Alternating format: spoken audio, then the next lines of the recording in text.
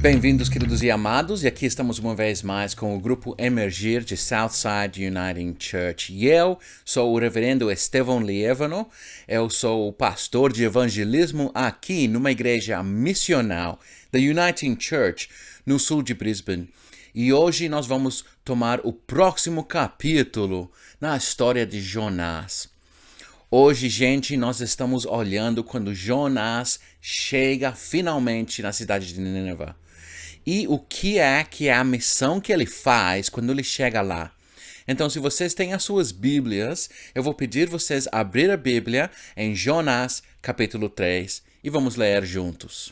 A palavra do Senhor veio a Jonás pela segunda vez com esta ordem: vá à grande cidade de Nínive e pregue contra ela a mensagem que eu lhe darei.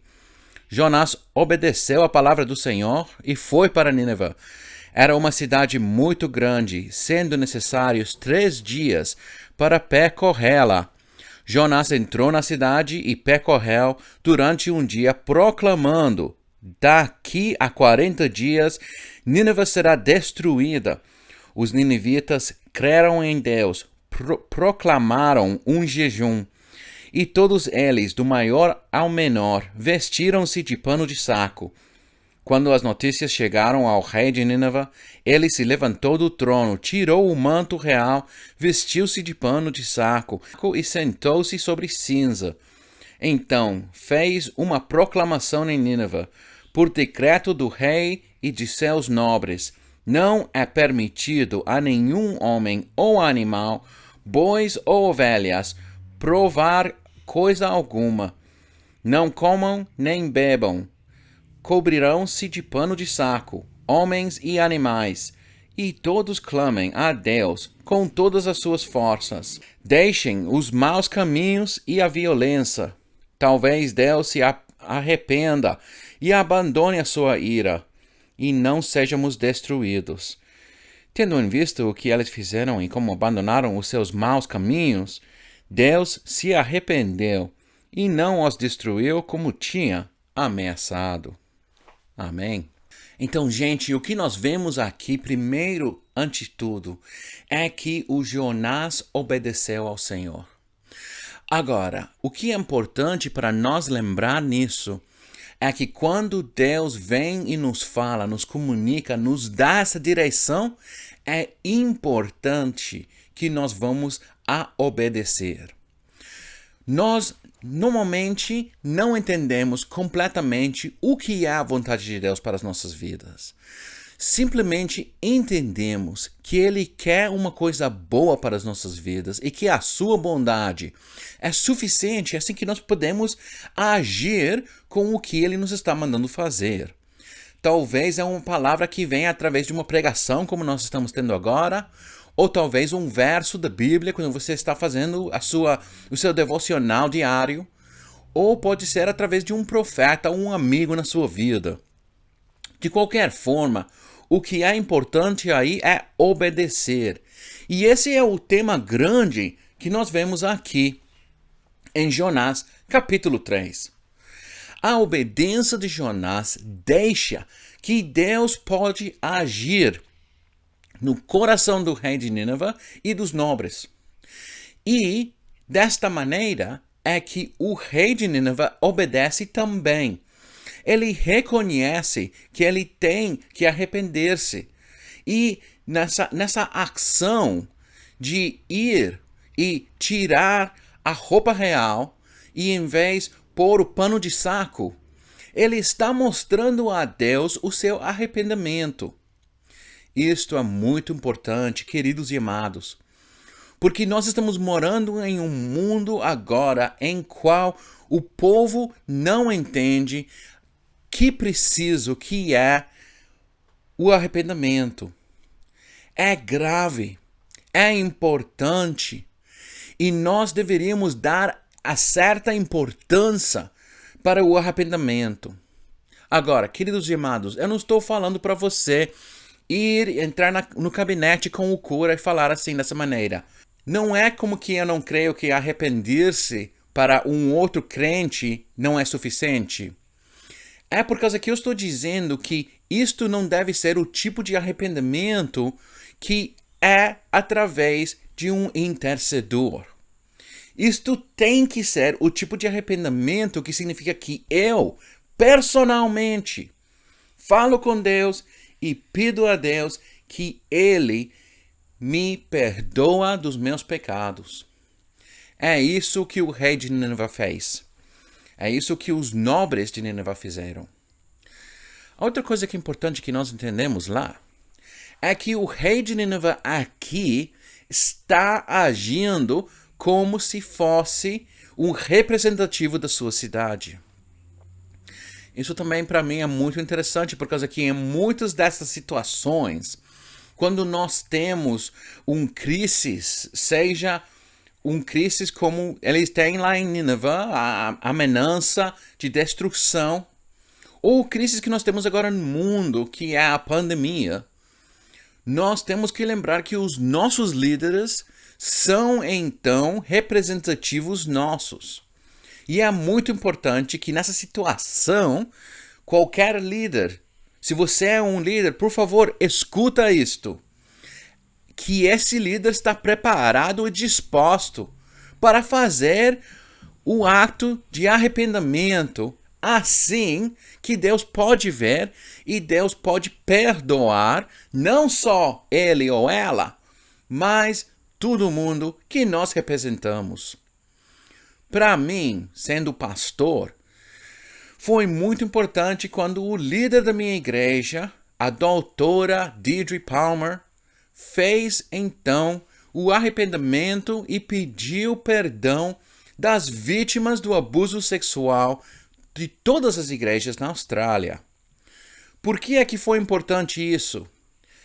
Não é como se nós temos um montão de casos e de situações contra a nossa igreja nessa situação. Não. Mas foi importante por causa que isto significa que eles estão livres para reconhecer o dor e a machuca que aconteceu nessa situação tão grave. E através disso, eu, de parte da minha igreja e através da minha presidenta, estou numa situação em qual eu posso dizer para eles, eu posso dizer para eles que nós entendemos a situação e reconhecemos o dor que aconteceu. Nisso, gente, há liberdade, há socorro. Por causa que muitas vezes esses pecados que nos estão apesando não nos deixam, então, ser livres para viver as vidas que Deus tem para cada um de nós. Por isso é tão bonito que nós vemos aqui o rei e os nobres, como representativos da cidade de Nínive, fazem um ato de arrependimento. E nisso, Deus vê, Ele olha e Ele troca a sua mente. Eu gosto muito, em português, diz assim, que Ele também se arrepende. Ele se arrepende. Queridos, que coisa tão radical! Que nós podemos, através dos nossos motivos, através de agir um ato tão fervente, tão forte, fazer que Deus mesmo se arrepende. Não no sentido que ele vai, então, pecar e arrepender-se, mas no sentido que Deus troca a sua mente, ele faz uma coisa diferente por causa do que ele viu através dos atos do rei e dos nobres.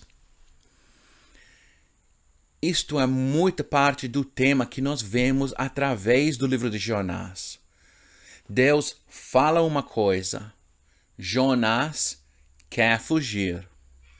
Deus manda fazer uma coisa, Jonás não quer fazer. Deus manda então a tempestade, Deus manda o peixe. É assim que o Jonás obedece. Quando ele obedece, ele troca a história para ele e para todo Nínive. Agora, eu quero terminar falando com vocês sobre jejum. O jejum é muito importante na Bíblia, queridos e amados, e também nas nossas vidas personalmente. Nós temos que lembrar que o jejum é uma coisa que nós deveríamos fazer quando estamos espiritualmente dispostos e preparados. Nós não deveríamos jejuar só por causa que nós vemos um líder cristão fazendo essa coisa. Não. Nós deveríamos entender que o jejum é um ato de sacrifício. E é uma coisa muito personal entre você e o Deus. Por isso que nós vemos, e aqui neste capítulo nós temos estas claras marcas que nos notam com a história de Cristo. Por 40 dias, Jonás pregou nas ruas de Nínive.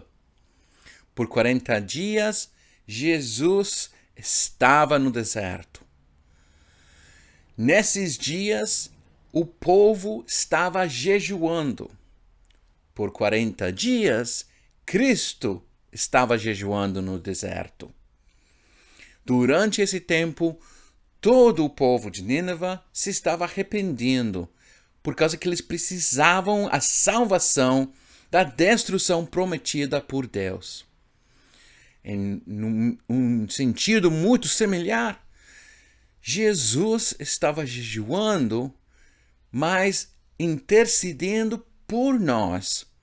Dessa maneira, ele queria evitar a destruição para nós e, então, assegurar a nossa salvação. No fim da história, nós vemos que Deus, ele salva Nínive. Agora, temos ainda um capítulo e tem mais da história que nós temos que entender. O que é importante aqui é que nós vemos o coração de Deus querendo salvar e ser bom com os seres humanos que estão prontos e dispostos para chamar o seu nome em humilde arrependimento. Talvez isto está falando a ti agora, irmão ou irmã, que talvez na sua vida tenha uma coisa que nós deveríamos arrepender-se e pedir perdão ao Senhor.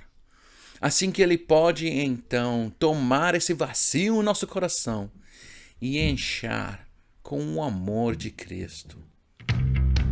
Que esta palavra seja uma bênção para vocês hoje. Vamos terminar com uma palavra de oração. Querido Pai, bendiga-nos com o entendimento da Sua palavra. Que a Sua presença continua abrindo os nossos corações. Que nós sabemos e entendemos que você está aqui com nós. Que a Sua benção é a mesma ontem, hoje e para todo sempre. Então, Senhor Deus, nós queremos pegar os nossos corações a Ti e seguir a Sua vontade nas nossas vidas e em tudo que fazemos. Então fala para nós assim que podemos entender isto. Oramos isso em nome de Jesus Cristo, o nosso Salvador. Amém.